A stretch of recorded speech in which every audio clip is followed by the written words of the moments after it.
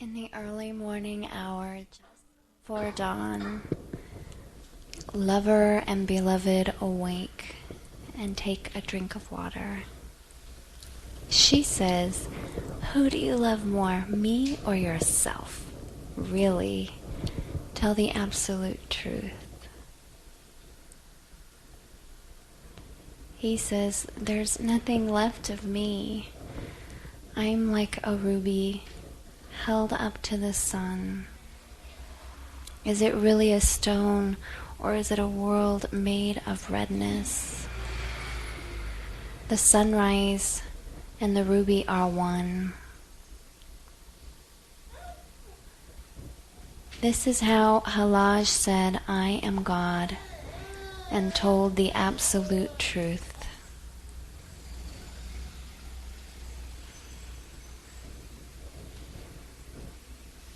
Be courageous and discipline yourself.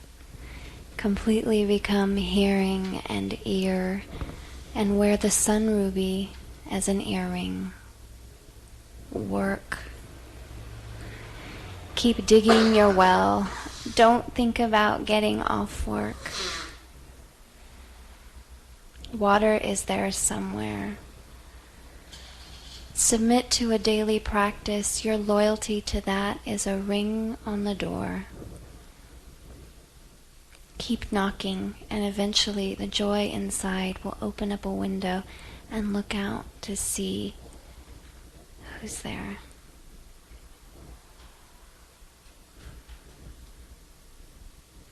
In the early morning hour, just before dawn, lover and beloved awake and take a drink of water. She says, "Who do you love more? Really, me or yourself? Tell the absolute truth." He says, "There's nothing left of me. I am like a ruby held up to the sunrise.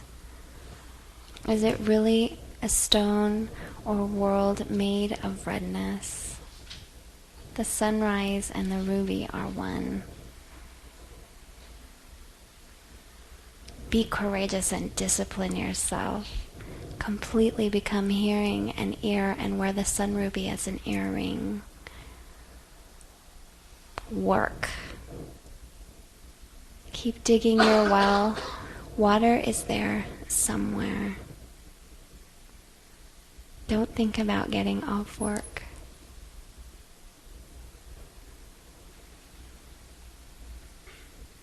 What would it take for you to be a lover like that?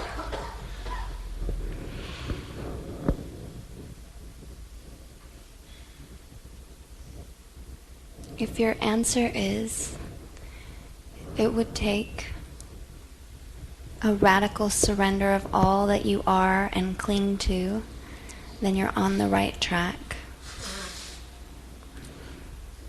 If your answer is that for you to be a lover like that would take an enormous amount of training and discipline and exertion and effort, then you're on the right track.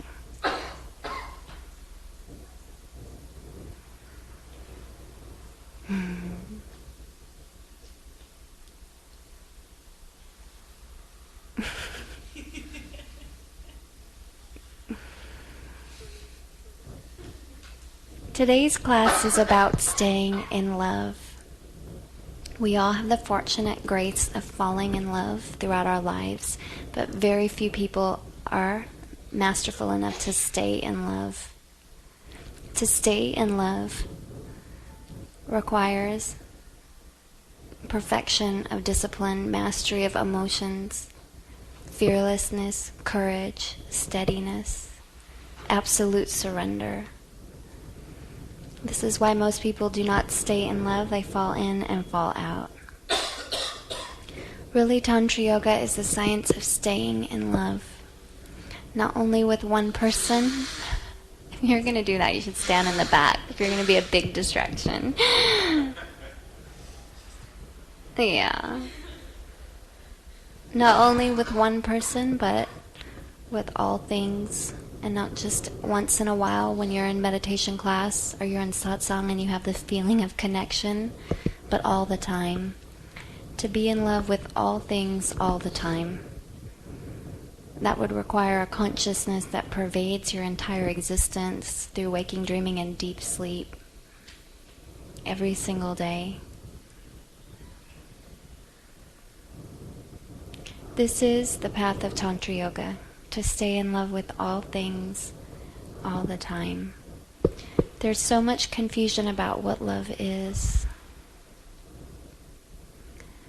Most people think love is self-gratification. Love is what makes you feel better, less alone. Love is where you go when you're afraid of life, of change, of death, of yourself. For most people, love is considered self-gratification. But that's a confusion about what love is, because love happens only in an egoless, giving state. And we all know by remembering the honeymoon period when we first fall in love that this is true. Love is a state of grace. It is a state of abundance. It is a state of sharing. The ego thinks, what can I get? What needs of mine aren't being met and which ones are? What's in this for me? And love is the overflowing giving that happens without a thought of I, me, or mine, without hesitation. To give in this way for a short period of time, most people can do. This is why everyone knows what it's like to fall in love. But to give in this way for a sustained period of time requires something that most people do not have, and that's meditation. We all want to make other people's lives better, especially the people that we love. What prevents us from doing that constantly is the thought of, I don't like this, I don't like that. I really wanted this. I can't believe you did that. I'm tired of I.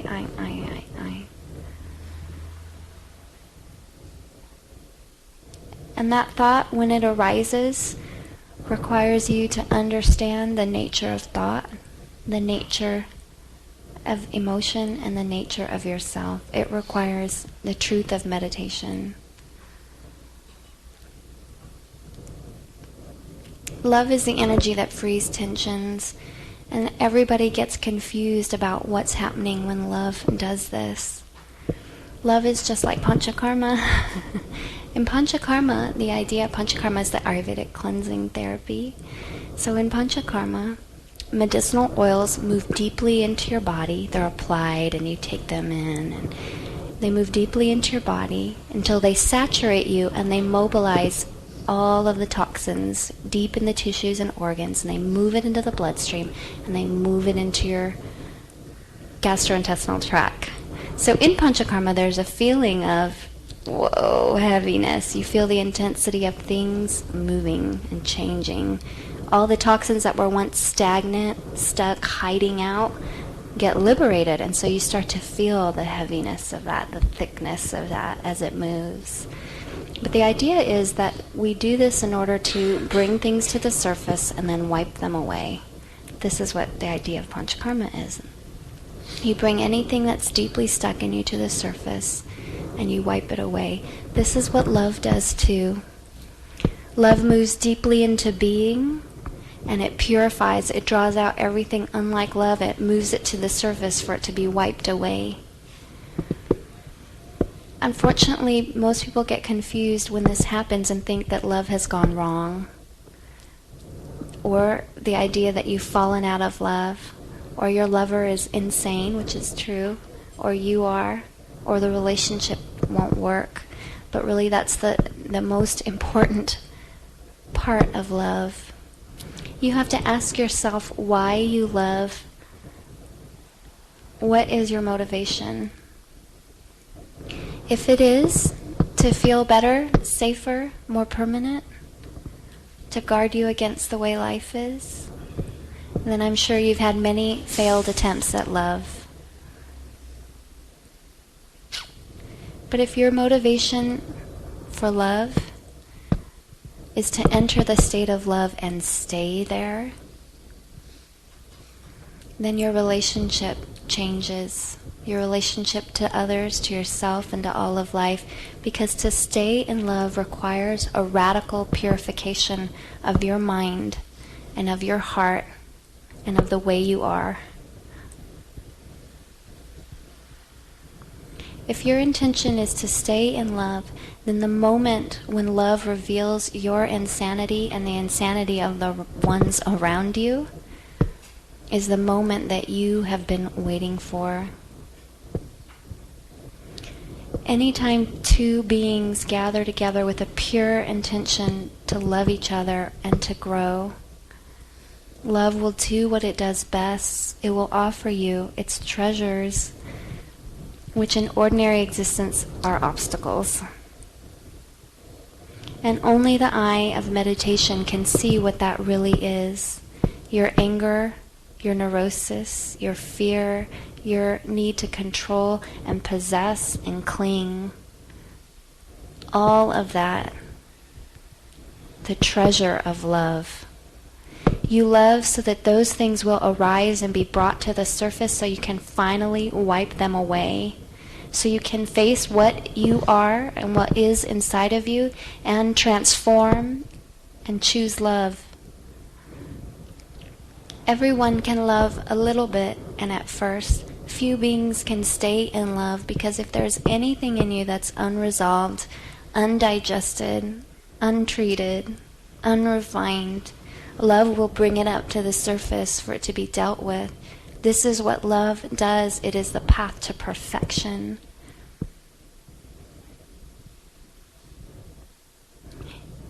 To meditate is to understand in that moment what to do when all of your madness is revealed by love, all of your insanity, all of your karma. To know what to do in that moment is called meditation.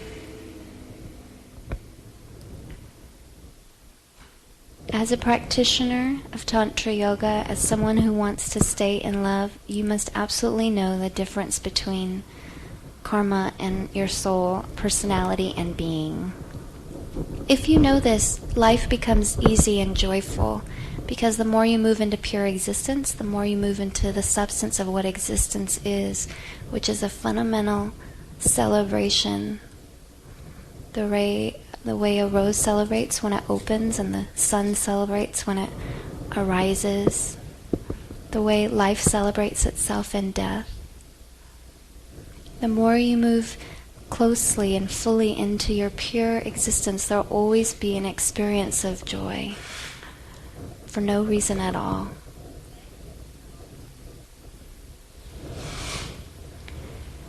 In that state, it becomes clear that there inside you, besides the purity of existence, beside your being, besides your soul, is also an overgrown garden of poisonous weeds. And that is called karma. If you're going to stay in love, then you must understand what karma is.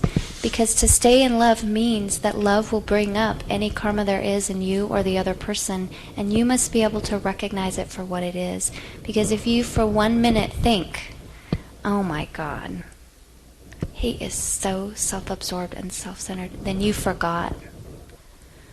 You forgot the difference between karma and being. And you focused on their personality and their ego, and you were confused. You thought that was them. Obviously, if this is how you live your life, making that basic mistake, then you'll make that basic mistake with your loved ones. You must know the difference in your being between your thoughts and pure vision, between the voice of truth and the noise of your conditioning. You must know the difference in that in yourself, or you will never be able to love.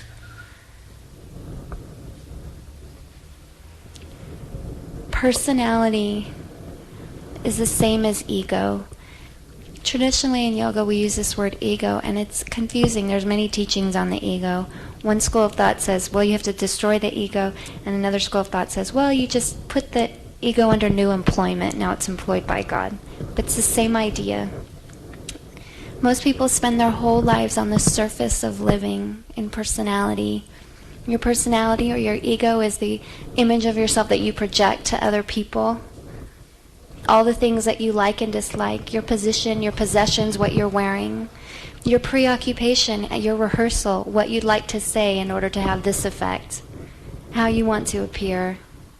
The part of yourself you bring to the public, that's personality, the surface of your existence. The reason we move beyond preference and aversion in Tantra Yoga is to become free from that surface level, to exist in deep being, beyond personality. In contradiction to personality, being is raw and uncensored and natural and wild and total. In personality and ego, you come with a thought of how the other person will react. In being, you exist as you are, without thought, without self-consciousness. The difference between a personality and a being is sometimes great and sometimes small, depending on how developed the person is. Some people spend so much time developing their personality and living in their personality projection and thinking about their personality projection, absorbed in their own self-consciousness, that it's very hard to feel where being is underneath there. But if you come to that person as a lover, then you find that. You see there, beyond that thick honey coating of what personality is, there, a creature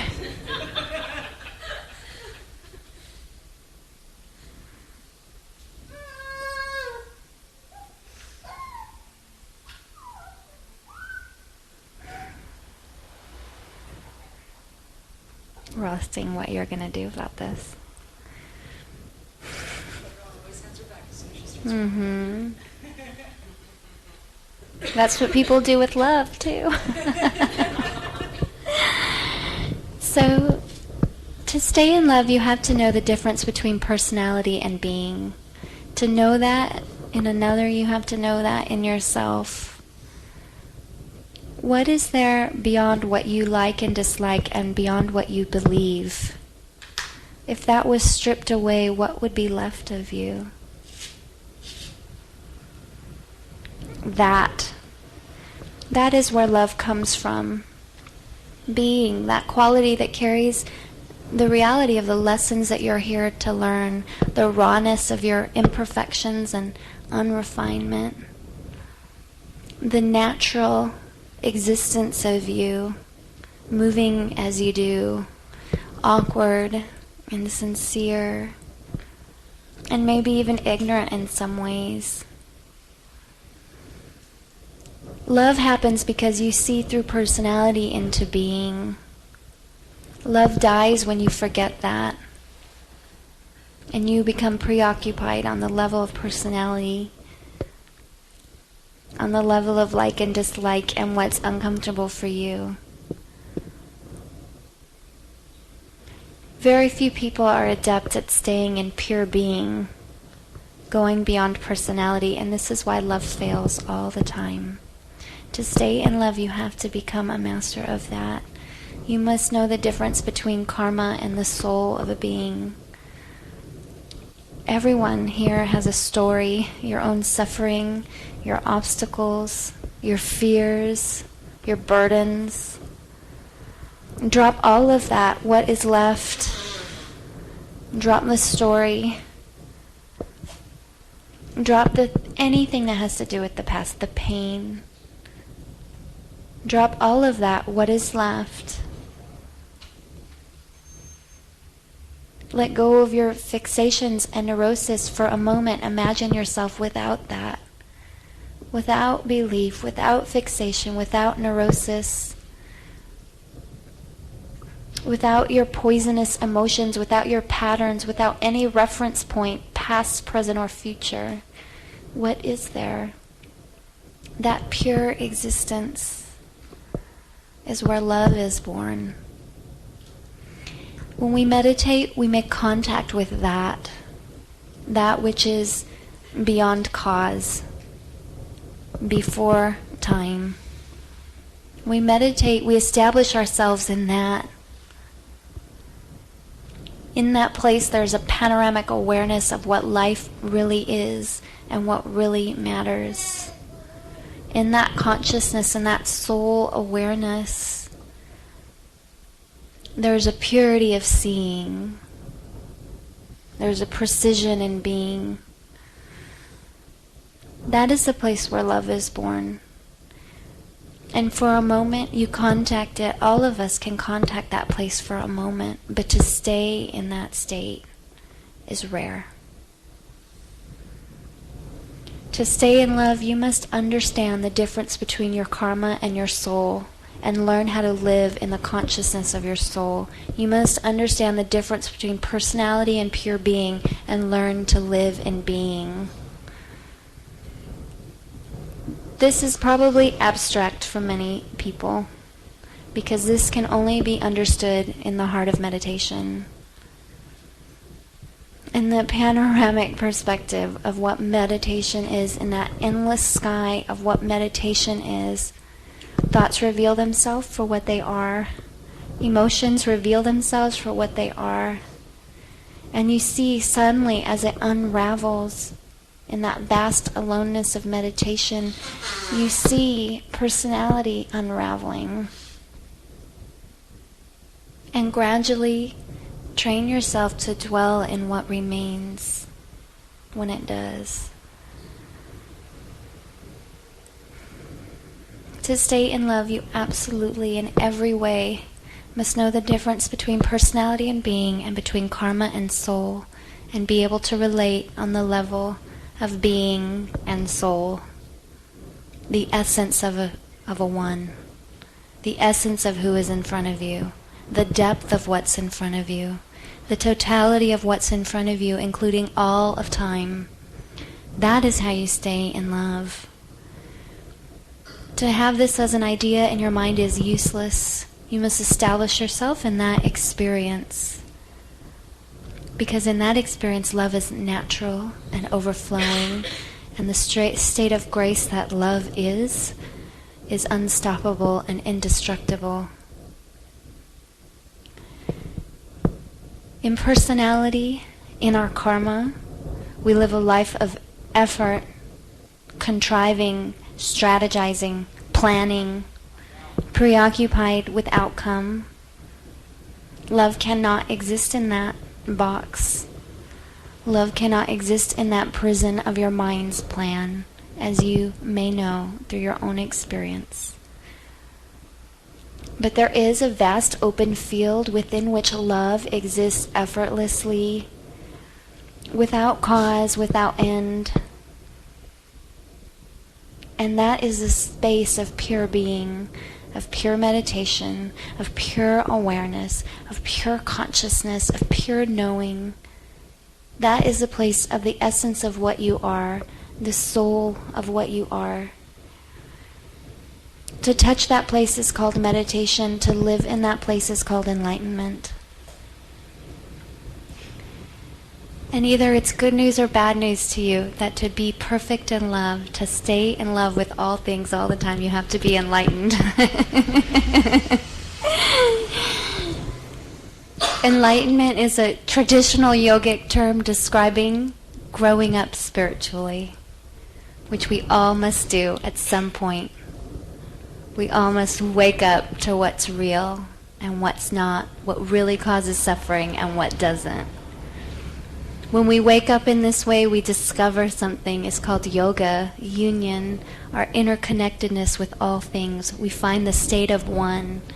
And that one that we've always longed to meet and be with forever and ever and ever, we find as the one,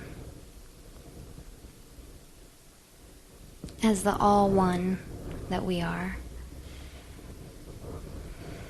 To stay in love all the time, you have to know the difference between personality, your ego, and being, and the difference between karma and the soul, because love frees tensions. Immediately when you fall in love, if it's real love, the first thing it'll do is bring up everything in you that's unlike love, drawing it to the surface to be cleaned away forever. Unfortunately, no matter how many people have fantasized that this is true, it's absolutely not true that by tucking away your tensions and fears, they'll go away. We all know this by now, don't we? Tucking away your anger, it doesn't go away. Instead, it explodes out of you. Instead, it becomes unmanageable. And before you know it, you are being governed by unpredictable and excruciating moods. This isn't the normal state of existence. This is the neurotic state of existence. Our tensions can only be dealt with and cleared. Our fears can only be cleared. Our wounds can only be healed when they are seen face to face for what they are. And in the open field of compassion that meditation is, they are dissolved back to their source, as if every feeling we have, every thought we have can finally attain its enlightenment, knowing its true nature, and returning to that. To assist us in this process, the universe gives us the force of love, the force that frees tension, bringing everything up to the surface. Since it cannot be helped by being tucked away, it's brought to the surface where we can deal with it, transform it, and change it. This is why love shows you your madness. This is why when you fall in love, all of a sudden you see your monsters and theirs. In that moment, do not abandon love. Do not get confused about who is in front of you. The one in front of you is just what you are, a being ready to be freed from everything unlike love. To a Tantra Yoga practitioner, this moment when love brings up your insanity and tension is a moment you have been living for your whole life. And when two beings come together knowing that the reason they gather together is for that moment, in order to stay in love, knowing that to stay in love you absolutely must purify your mind and heart and being on every level, two beings gather together with that intention, then the moment when love brings out the worst in you is the most fantastic opportunity of your life. The chance to change your karma forever. To do that, you must be a master of meditation. Under whatever name you may call it, it must be there. You must know the difference between personality and being, and the difference between ego and being, the difference between karma and your soul. You must know that and be able to dwell in that awareness against all odds, against all tests, against all energies, to be able to sit inside the truth, the awareness of what is beyond your fear and beyond impermanence and beyond karma. You must be a master of resting in that, taking refuge in that. Otherwise, when love does the most potent thing that it does, which purifies you, bringing up everything unlike itself, you'll get confused. Your mind will sabotage you if you do not know how to work with your mind. And you'll think, oh my God, maybe I didn't really know this person. They're actually this horrible, ugly, karmic monster, and all they care about is themselves, and they don't know that what I really need is this, and all they ever want to do is do that, and you will think the one in front of you is their karma. And as long as you think that, guess who you are too? You must know the difference, and to know that is called meditation. And it's not enough to sit and do a form of meditation every day. You must enter the state of meditation. That is the secret to staying in love all the time, by whatever name you call it. The state where you know the difference between karma and being, and you are able to relate on the level of being no matter what karma arises, yours or theirs. You must know the state of being beyond personality, in touch with the essence of yourself and the other, no matter how they're acting, no matter what emotions come up, no matter how unpredictable or scary or sharp or intense it is. You must be able to rest in that. That fire is called meditation. That is a secret of staying in love.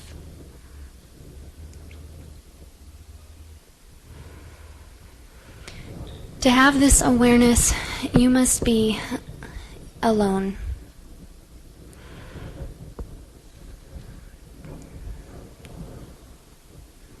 Until you are alone, you have no chance of connecting with anyone or anything in depth. Because until you can be fantastically and completely alone, you will never ever touch the depth of your existence. If you have surface, unsatisfying relationships, it's a mirror to you. The more you don't face the aspects of life that are difficult, the more you close to the depth of your being.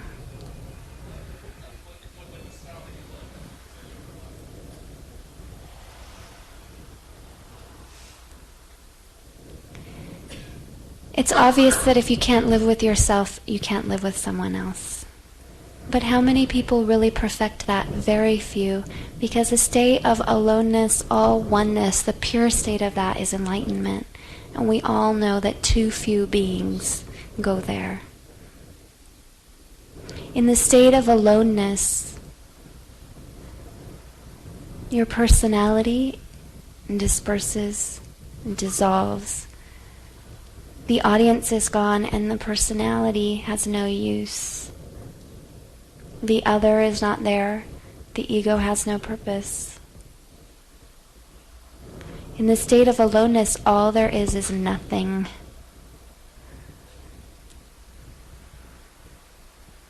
All oneness, aloneness.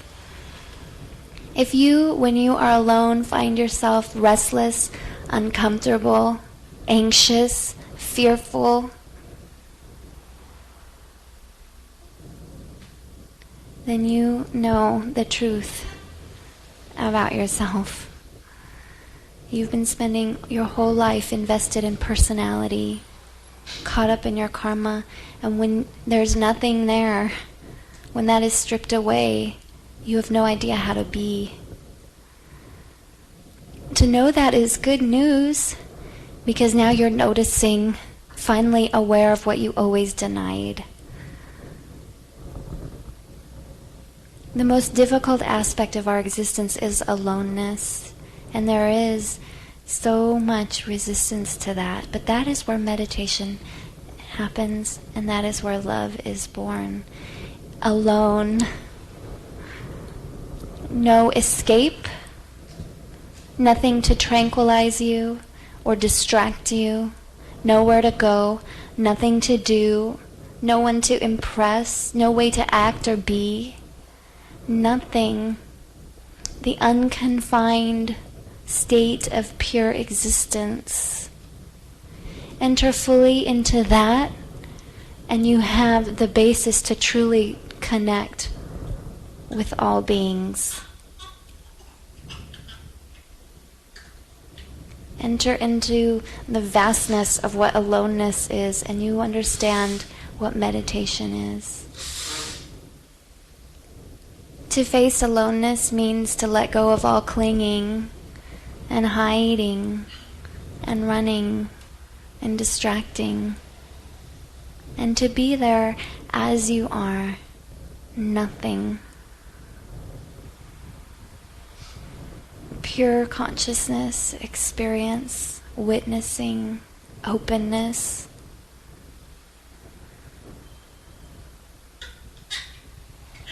The secret of staying in love is the mastery of aloneness. In the state of alone, you discover all oneness. You can only find your organic unity, your connection with all things in the state of complete aloneness, you and existence,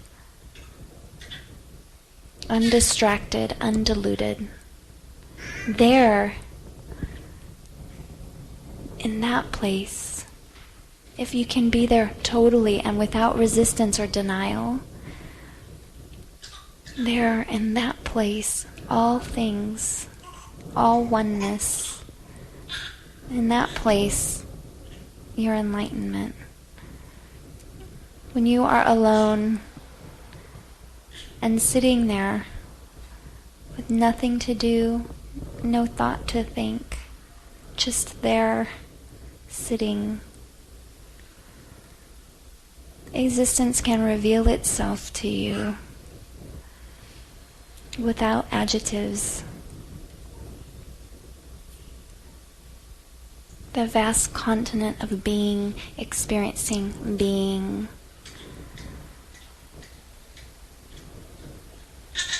Pure consciousness, watchfulness. Experience, experiencing itself. This is the path of connecting in depth. When you confront your aloneness, you enter a place beyond fear. Fear becomes useless there. Because in your fundamental aloneness is a strange beauty of you, the little one, as a piece of the big one, of all things. You must absolutely be able to be alone, if you can truly be alone, without running, without doing anything, without going anywhere. Truly be there, then you know meditation, and you know the truth of what love is. Because in the state of alone, you are beyond personality. It's useless in that state. In the state of total aloneness, there is no karma.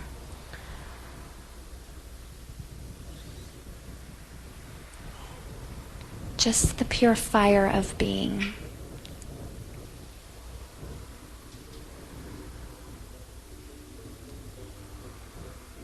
This is the aspect of meditation that is most denied. But this is the treasure or the heart of or the core of what meditation is.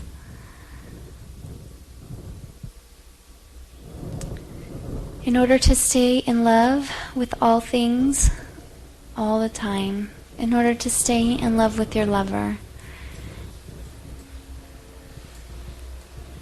you must deal with freedom, because love only exists in freedom, and most people are very scared of freedom, the state of no guarantees, the ultimate state of uncertainty. In freedom, there's also absolute responsibility. If everything in existence is free to be whatever it chooses, then there's absolute responsibility. And so freedom for most people is a scary thing. But love only exists in freedom.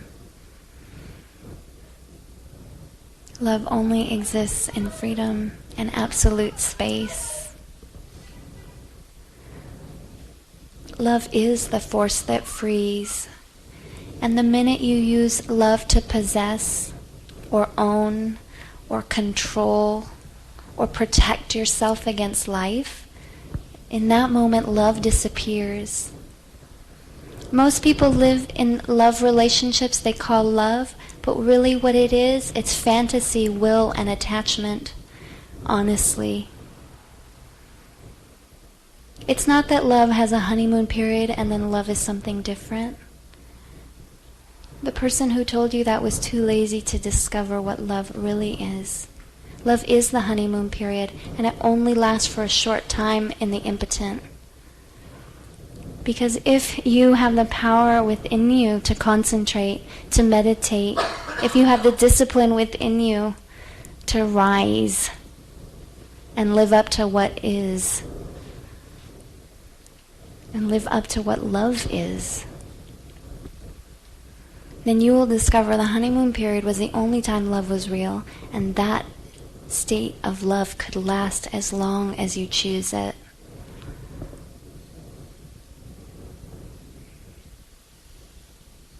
Love only exists in freedom. Freedom is also a state of absolute responsibility. If you are free and everything else is free, then you have a choice. You have responsibility.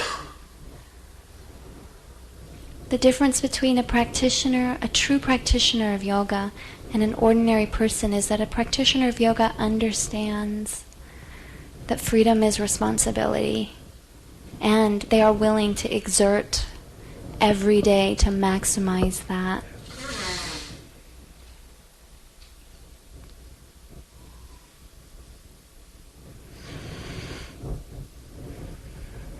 When we use love to possess each other, control each other, dominate each other, when we use love to gratify ourselves so that we feel better, then love leaves and we live in the fantasy of love. We live in a relationship held together by will and attachment. And that's not satisfying. Hopefully, it's not only not satisfying, but it causes you great enough suffering to want more for yourself. The true nature of existence is an ecstatic state of love. Why live in anything less than that? Why suffer needlessly? If it came down to this, that you had to choose between your laziness and your comfort, and the realization of absolute perfection in radically purifying ecstatic love, which would you choose?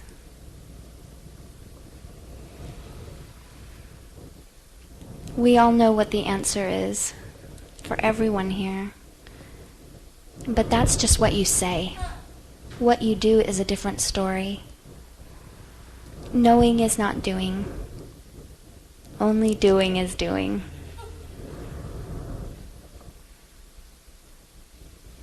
So stop lying to yourself. Know what the truth is about love. And then exert with all the energy you have within you to live up to that. Be courageous and discipline yourself. Completely become hearing and ear, and wear the sun ruby as an earring. Work. Keep digging your well. Do not think about getting off work. Water is there somewhere. Submit to a daily practice. Your loyalty to that is a knock on the door. Keep knocking. Eventually the joy inside will open up a window and look out to see who is there.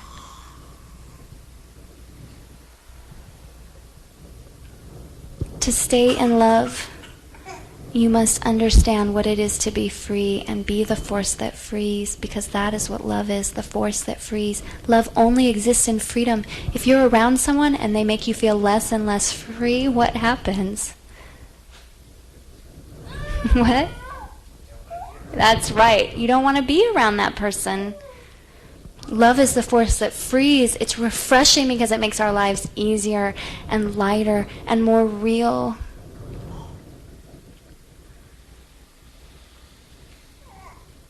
The problem with you and love is that you've only been able to be freeing up to a point. And you yourself are only free up to a point. To stay in love means you must push the limits of your tolerance for freedom and freeing, and discover what it is to be unlimited in that. That is the only way to stay in love. Love exists because it frees tensions, because it frees people, it frees things, it frees up emotions, it frees up energy. You must be a force like that, a force that frees if you are going to stay in love. Yes, you can do that for a while. Maybe tonight and tomorrow you'll remember. And so it's not enough to know this. You have to take action to ensure that you will have the capacity within you to live up to this every day, all day, even in the face of your worst fear, even in the face of all of your karma and tension and insecurity. You must develop within you a concentration, a capacity, an energy, and intensity that is so strong that you know nothing can defy that. And then staying in love is easy.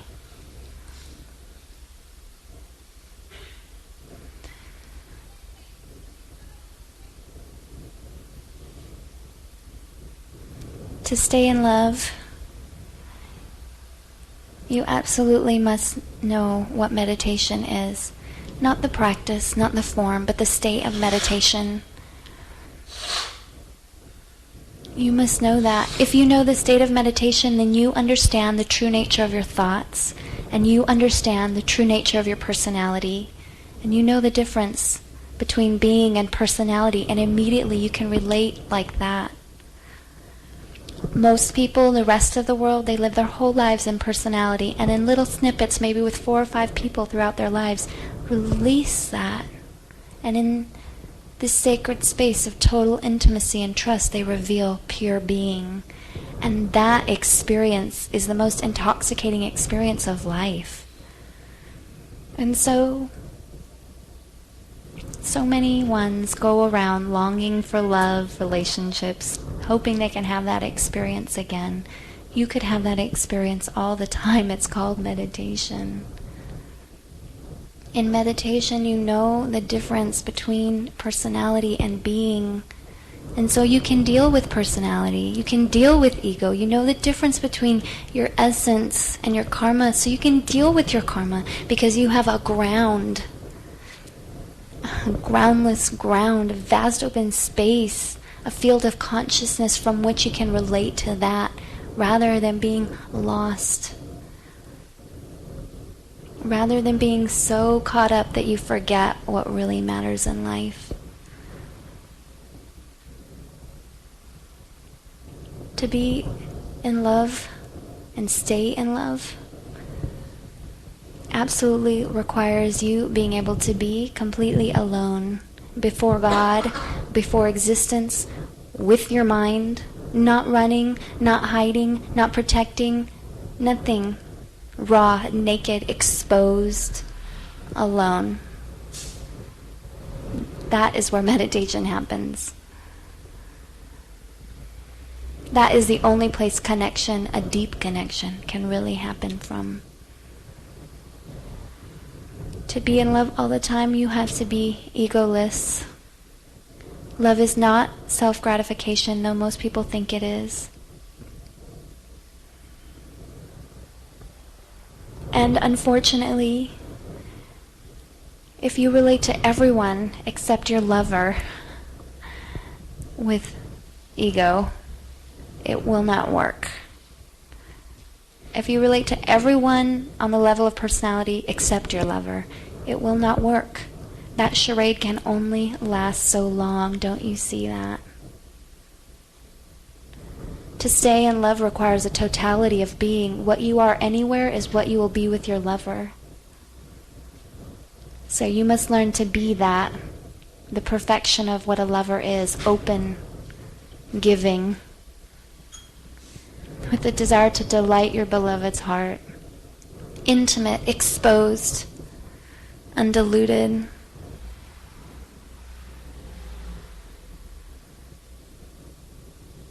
That egolessness is where love happens. Love lasts only when you remember that love is the delight of another's heart. Love is the state of grace where you delight each other's hearts.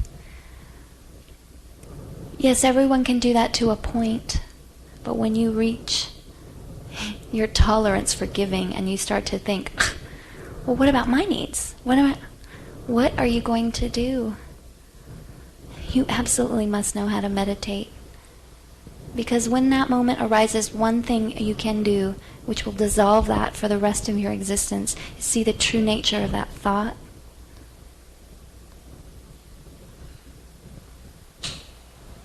That is the most powerful thing in this world.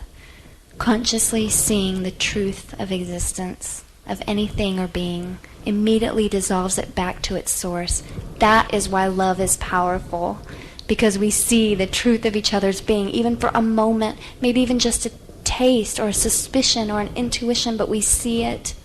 And that force frees us and changes us forever.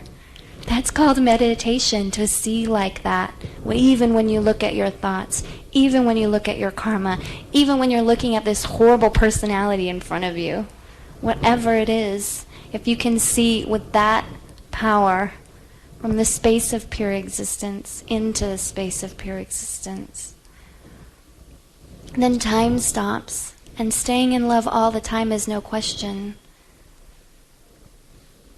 Because you found the refuge that never ends and the memory that will not be forgotten. This is the truth of meditation.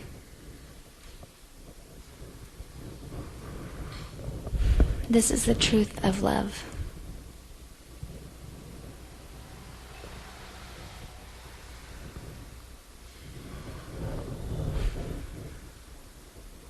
To the extent that you master your emotions, you will master love. If you're not very good with your emotions, your love won't be very good. Because it's emotions that take you off the path of choosing love, isn't it? Suddenly anger arises and you become so fascinated with the anger and so fascinated with being right. You, for the moment, choose that over love. And so to stay in love, you must become a master of your emotions. Because that is what will tempt you every time. What are your emotions? Everything in you that's unprocessed. Everything in you that love will bring up. You best become a master of that. This means as lovers, when we come together and we see the madness and insanity of our loved one and ourselves, we don't run. Instead, we lick our chops. We get ready to bite in to the juiciness of what love is, the chance to grow beyond conditioning and mind. Never again do you ever have to lose love to karma because the karma was too ugly. Love is stronger than that. And if you can meditate, the kind of love you will contain will heal that forever. This is evolution. This is what growth is, to be healed forever. Which means next year you're not dealing with the same issues. 2 years from now you're not in the same kind of relationship. And I know if you look back a year ago, you probably are in the same place. Why? Because so few people do the superhuman exertion it takes to really evolve yourself. So few people can say, yeah, of course, I'd rather have love than be lazy and comfortable, and then actually do it. So, to stay in love, you must learn to exert. A total exertion, a daily exertion. It happens when you're alone, it happens when you're together. It happens every minute of the day, it happens anytime a thought comes up, you exert. And you make a choice, the choice freedom entitles you to make. You choose love.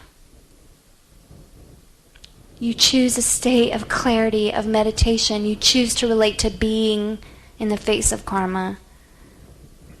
Rather than being right, you choose grace. You choose compassion. The secret of staying in love is meditation. And this whole class has just been examples of why that's true. That state of mind where you can choose love all the time is called meditation.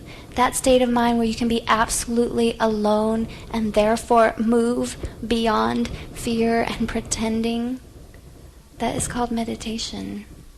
That state where you can be so completely alone that you find your all oneness and finally, forever, are free of any feeling of separation.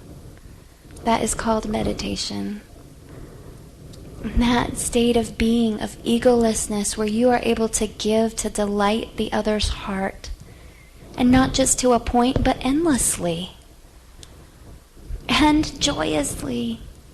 That state is called meditation. That is the overflowing state of grace, also called love. Love is the energy that frees tensions. Love can only exist in freedom. Love only exists in egolessness. The minute you attach, you become ugly in your attempts to possess and cling and control.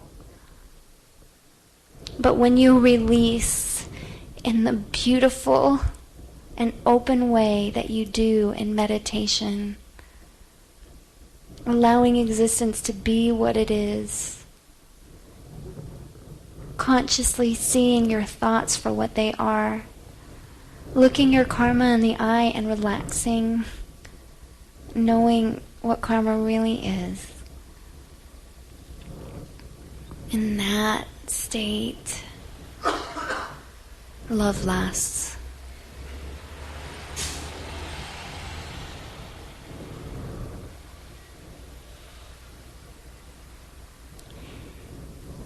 It's wonderful for us all to delight in the knowledge of the truth. It's very good vibration. But everyone can do that. The truth feels good to everyone. Anyone could do that. Knowing is not doing, only doing is doing. For you to become the kind of being whose love lasts, whose love is total and pure, egoless and free, you must work. You must train yourself and give yourself the support you need, because to master your emotions, your karma, and your personality is no easy task. It is not an overnight task. It is nothing that can be given to you. And there is no pill you can take. It's you facing the forces of existence and learning to work with that. You must train yourself. This center is dedicated to that. These Monday night classes are just a little bite for you, knowing that some souls who taste this will never want to live without it again.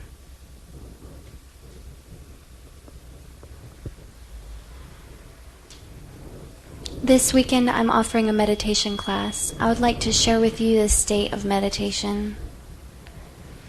I'll also be teaching the 5 vows of a Tantra Yoga practitioner. I hope you'll come. It's 9 to 5 or 6, 2 days here. You and your existence, nothing else. And me. Kind of whispering in your ear as you experience it. Whatever it is you need to do, whatever support you can give yourself to succeed in this, do it. End the cycle of karma and suffering. Let this be the last moment that you ever even entertained the thought of falling out of love. Rise, build from this, work.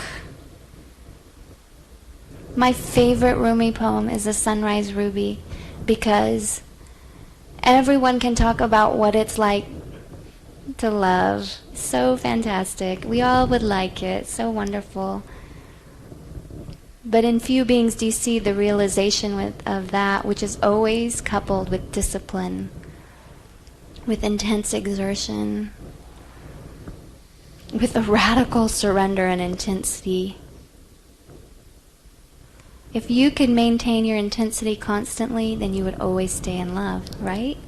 It's when the intensity wanes that love dies. And to be a master of intensity is also called Tantra Yoga. In the early morning hour, lover and beloved awake and they take a drink of water. She says, "Who do you love more, me or yourself? Really, tell the absolute truth." And he says, "There's nothing left of me. I'm like a ruby held up to the sunrise. Is it really a stone, or is it a world made of redness? It has no resistance to sunlight." This is how Halaj said, "I'm God," and told the absolute truth. The ruby and the sunrise are one. What would it take for you to be a lover like that? And are you willing to do it? Be courageous and discipline yourself. Completely become hearing and ear, and wear the sun ruby as an earring. Work. Keep digging your well. Do not think about getting off work. Water is there somewhere.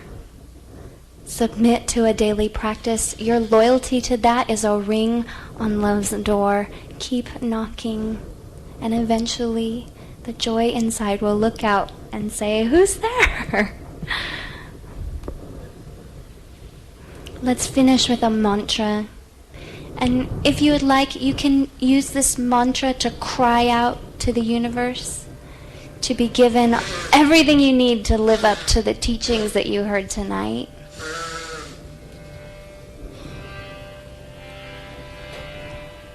If you would like, you could use this mantra as a chance to get firm in your intention. What are you doing with yourself and your time? What is more important than you dealing with your life and death and the only thing that matters, which is love?